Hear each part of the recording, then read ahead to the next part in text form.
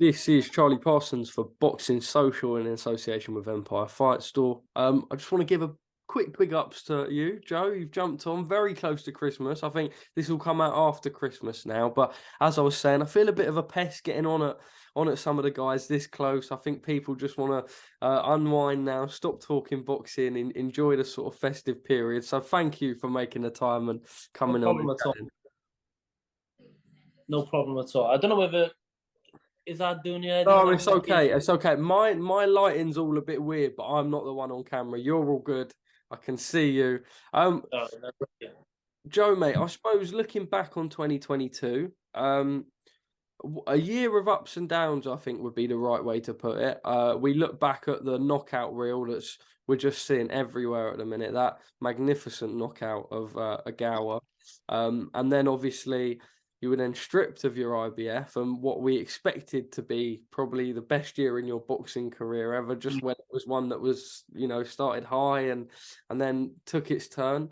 How do you assess everything now off the back of it? Um, Obviously, like going to what you said, if I was up there, I was on cloud 9, and I couldn't. I just thought, do you know what? Everything's happened now, perfect how I wanted it to plan out, and the sky is the limit now for me. And I just thought everything is just it's there for me to take and push on in my career and make some big money. I've achieved my goal, becoming a world champion, make some money, secure my whole family, and then go from there. But then, yeah, not even 4 months down the line, I've been stripped of a title. Don't get me wrong, it's due to an injury and a bad injury. So I've had to sort of, take it on the chin. It was a pretty bittersweet moment for me.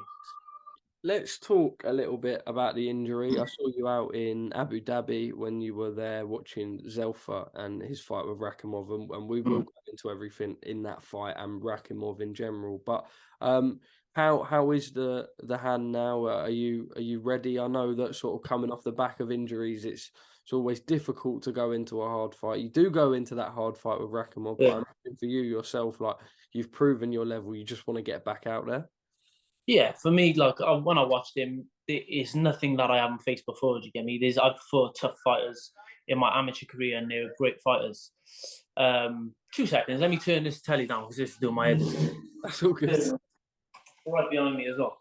Um, yeah, so I fought fighters in my amateur days and whatever. Like literally, you go into a tournament, you might get 5 fights in the 10 days, and you're fighting 2 or 3 exactly the same as Rakhimov. Yeah. And he's been in the same tournaments and stuff that I have, and boxed boys that I fought. So, well, lost the boys that I've beat. I know his level, and he's strong, he's fit, he's tough, and he grinds people down. But I think you just got to be a little bit more than fucking tough and strong to beat me. Yeah. I said in previously, like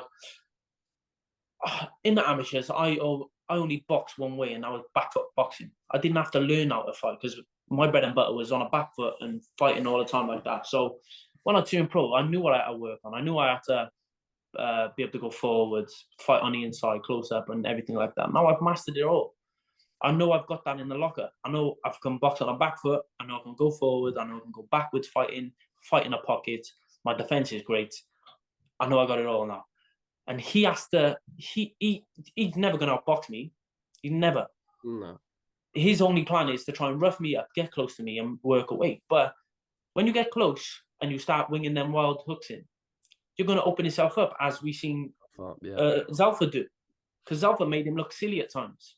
Now, if Zalfa's making him look silly, what am I going to do to him? Don't get me wrong. On the night, he could come and I could have a bad day in the office. He could have an amazing day at the office. But I just can't see him outboxing me, outfighting me, and outsmarting me in that ring. And yeah, he's done great to get to a world title. But really and truly, I'm seeing it, I'm still a champion. My belt's still up there. And I believe I'm going into that fight in my head. I'm a world champion. I'm defending the title, regardless of whether he comes in second and with the belt. It don't make a difference to me. I'm the world champion. I'm the legit world champion who beat a world champion. So yeah, I'm I can't wait for that fight, even though it's coming back off an injury. My hand's fine. I'm punching with it. I've got a little thing strengthening it up. I got 4 months until I fight. Yeah. And I'm having no pain in it as well. But I just want to get it as strong as possible. So when I land that shot again, he goes to bed, basically. Well, he is a tough and awkward fighter, and I'm quite happy I'm sort of able to pick your brain on it, because who better than the person that you're going in the ring with, and the one that you were meant to be in the ring with this year, will be next year now. But when I was watching him, you know, we see a lot of southpaws, and we see them try and plant their foot on their opponents, and a lot of southpaws in today's game. And I suppose always in boxing, very awkward. With him, I would say probably the opposite of that. He comes forward with a sort of very rugged style, hands up quite close to his chin. Footwork, not spectacular. Like you say, very tough, very rugged, fierce puncher, but sort of someone that will probably go in there and the goal will to be to rough you up. He's not a traditional southpaw. No, the go with, like, as you pointed there, southpaws are mainly, well, 9 times out of 10, them awkward standoff fighters that look to box. He's one of them that come forward. I've only seen a handful of southpaws that box the way he does. Yeah, same here. And I've been around the world, over and over again. So for me to see that, yeah, it's a bit different to what I'm used to as a southpaw. But a fighter coming onto me is, listen, thank you very much. I'm speaking that. Thank you. I'm like one of them ones that stand off and try and box long. They're the hard ones to fight. Don't get me wrong. Maybe he can do that, but I just can't see it. There's only I'd say I've been in with some of the best technical fighters on the planet, southpaws, orthodoxes also, and I've never been outboxed. Like where I thought, okay, I'm out of my depth here. I've had close fights where I've lost in the amateurs, but I've never ever been outboxed, and that's going in with Olympic champions, world champions, and stuff, and so on. But I could go on and on and on. But I just can't see him standing off me, trying to box me. He's going to come forward and he's going to try and take my head off. Simple as that. Work the body, work the head, and get close to me and rough me up. But listen, I haven't started my camp yet. I'm starting my second week of Jan. I'll start back, and I'm looking to put the pedals to the floor, and literally this camp I'm gonna literally push it to the limit, leave no stone unturned, and Tony will make sure I am 100% ready, and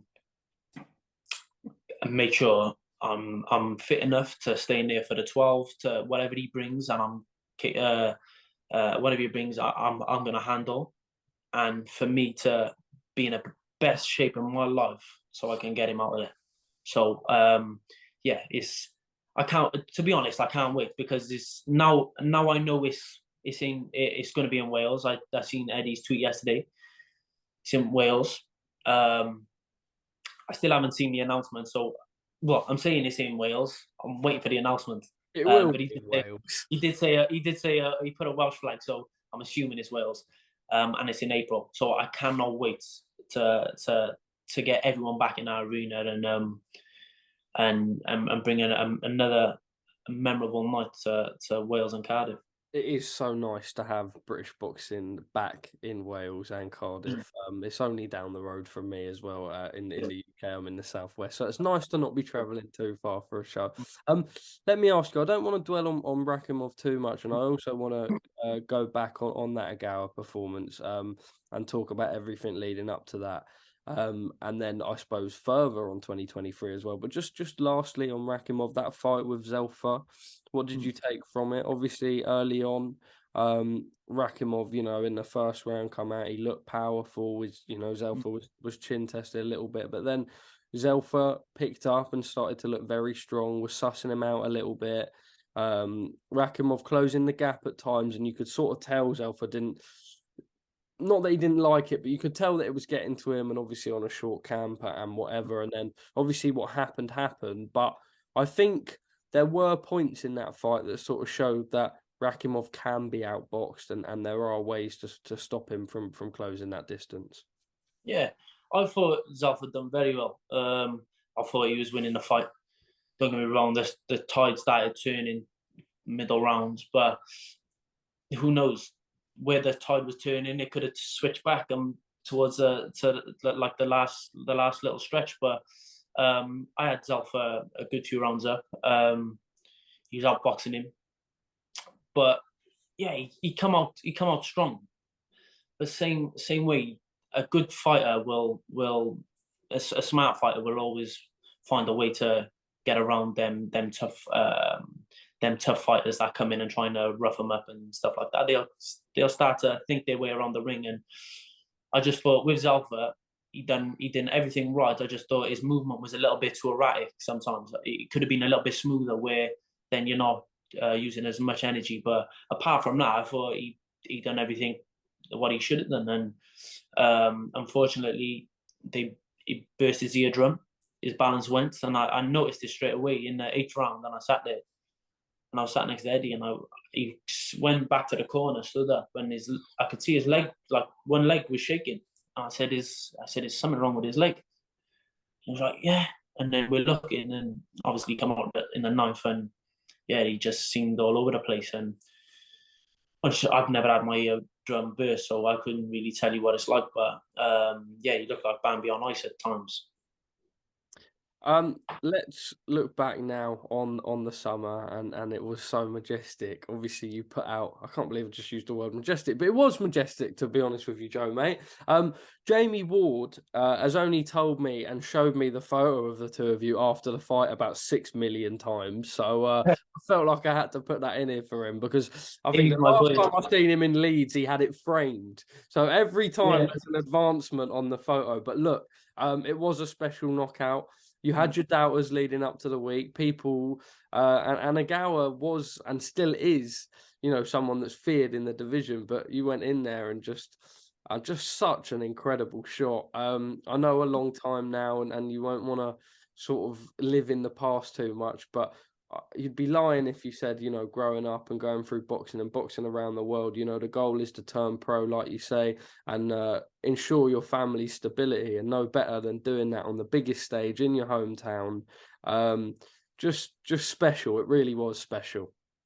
Yeah, well, funny enough, I just come from the gym, and I was in the gym with my mate Michael Bull, we grew up together, and we was on about the fight, because on about the tweet that Eddie put out yesterday. And he said, Joe, he said, you know what was mad? He said, I was sat there, and he said, I started sort of filling up a little bit when you won.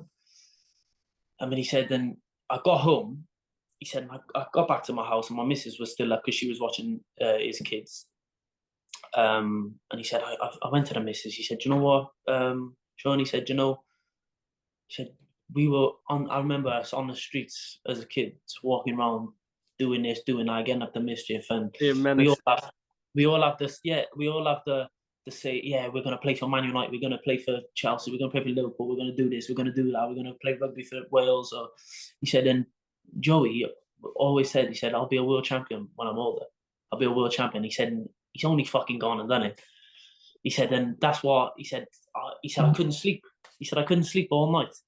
He said, but he said it was amazing. And obviously going back to it, like, yeah, we don't want to keep playing on the past and whatever. And it was a special night, but like going, it's where I haven't had the fight since. That's why it always keeps getting brought up. I keep retweeting it. I keep poking it. I don't blame you, brother. If I ever produce something like that, I think I'd have it out every day. Look, it's one of these things, and he said it. He's a big boxing fan as well, and like, you name a fight, he'll know about it.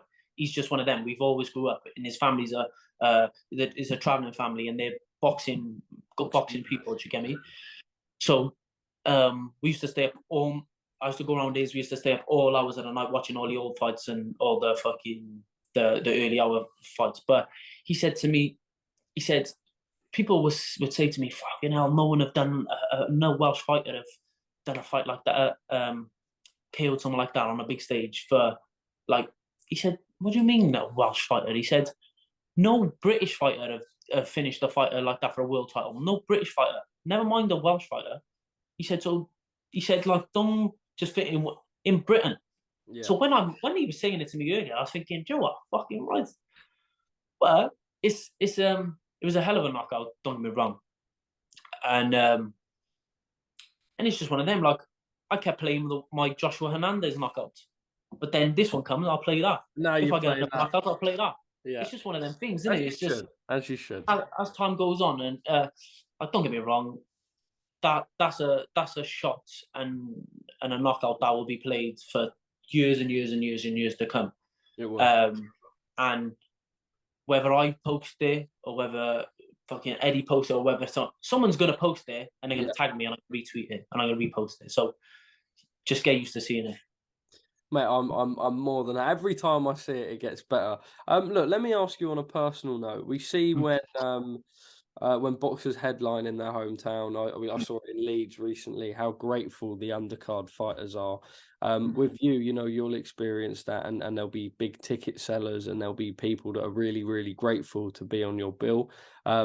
We've got a great co-main event on that bill. I don't know if it's been announced yet, so I won't spoil it on here. But to the young lads that when they're sat on that press conference table and they're looking up to you, is it a bit of a pinch yourself feeling? That's what you would have wanted to inspire the next generation, and you've certainly done that. And now people sit up on the stage and they're like, "Oh, thank you, Joe and Eddie, for the opportunity." So how's that? Yeah, of course, it's nice. It's not that like my whole thing when I started boxing is win a world title. And the next sort of goal is not about reaching a certain like sort of accolade in boxing, like of winning titles and stuff like that. But one of my goals was to bring big nights of boxing back to Cardiff and Wales and give the youngsters that opportunity because, like in Matchroom, I'm the only fighter from Wales. I'm the only fighter. So then you got like your Sky Sports. They got Lauren Price. But really and truly, she's not following behind anyone. Now she's only going to be fighting on undercards around England and whatever else. Now Liam Williams fought in Cardiff against Eubank, and obviously it was a shame he lost. But at the same time, one of my goals was to bring big nights of boxing to give youngsters an opportunity in Wales. They only have small hall promoters that they're fighting in the Vale Sports Arena, which is nothing wrong with it. But at the same time, Nice they to need see a it taste. on the bigger scale. They need the taste of what what I'm eating. They need the taste of it, and that's to give them motivation. Don't get me wrong. In Wales, they might be like they're fighting on the small hall shows, and yeah, they're walking around like, yeah. But when they come and have a taste of this, that's like, what fucking hell, that's what that tastes like. Fucking hell. I need a bit of that. And like I say to the boys all the time, like I was in the gym this morning and I said to the boys, I said, just make sure you're ready.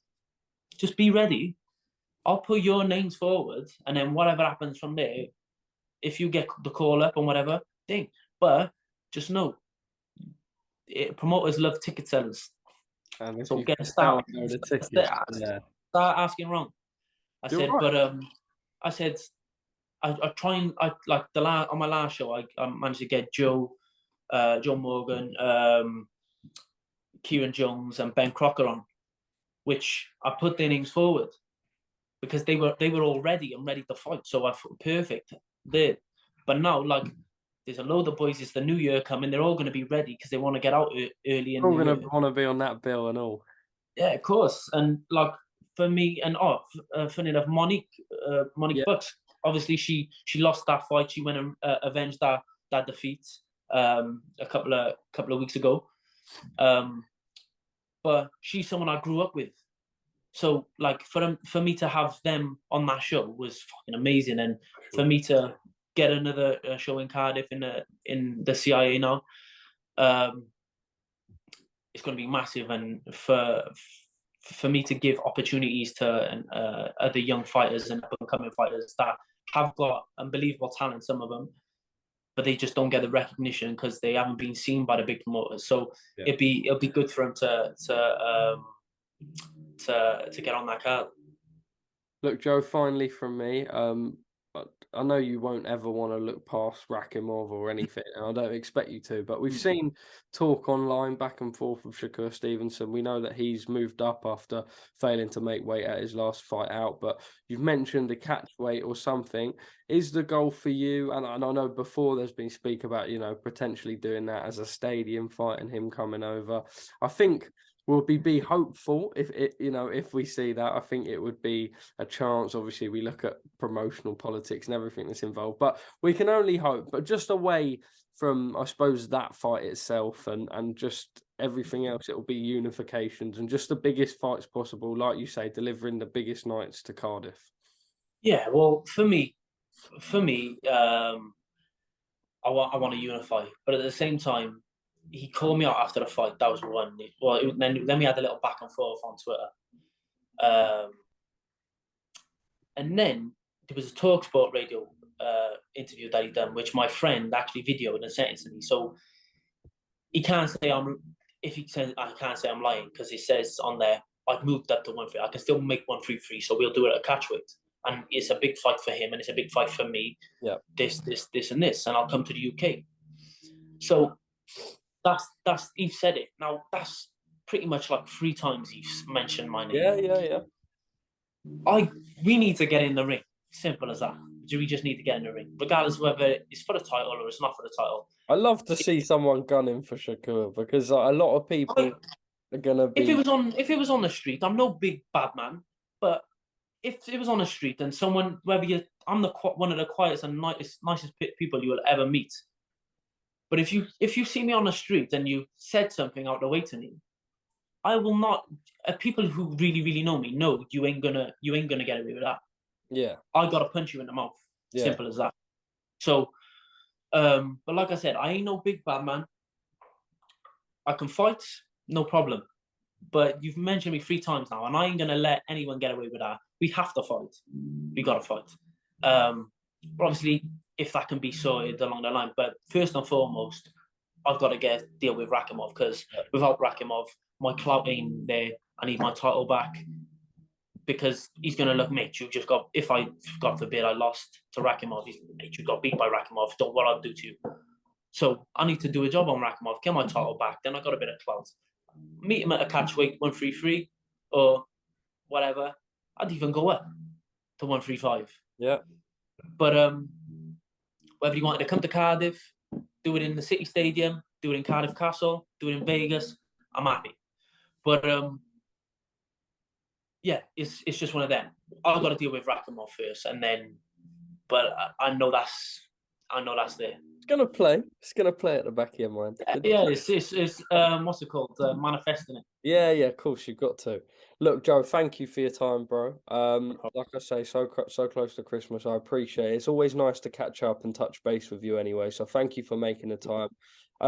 Look, you've done it for Welsh boxing. It's so nice to see. Just a final message I was just on live, like just before we done this, and everyone, I was like, oh lads, I'm like going to interview Joe Cordina, and everyone was so gassed. So look, just a message to your fans and supporters, because you have got so many now, and on to a big 2023, eh? Yeah, obviously, I just want to say thank you for everyone who's been supporting me over the last, I'd say, since I turned pro, really. Even before that, I've had support and people that have been following me since the amateurs. So, yeah, I'm just grateful, thankful, and just continue to support me and follow my journey. And we'll have that title back in April, and then we move on to bigger and better things. And hopefully, we can have some big nights away, maybe in Vegas, in America, or big nights in Cardiff. Who knows? But yeah, thank you very much. I appreciate you all, and God bless you all. I look forward to being there every step of the way. Joe Cordina, thank you for speaking to us at Boxing Social.